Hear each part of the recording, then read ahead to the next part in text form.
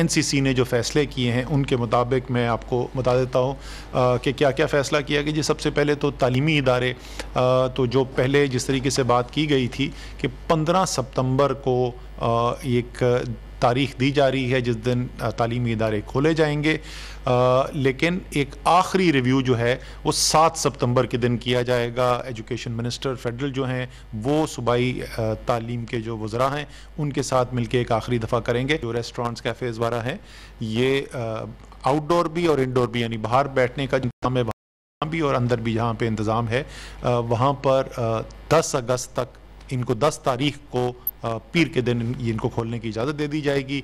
अगले 2 से 3 दिन के अंदर इनके एसओपी जो हैं वो फाइनलाइज कर दिए जाएंगे। ये जो हैं टूरिस्ट इलाके जो हैं और इनके होटल्स वगैरह जो हैं इनको परसों से यानी 8 अगस्त से खोल दिया जाएगा।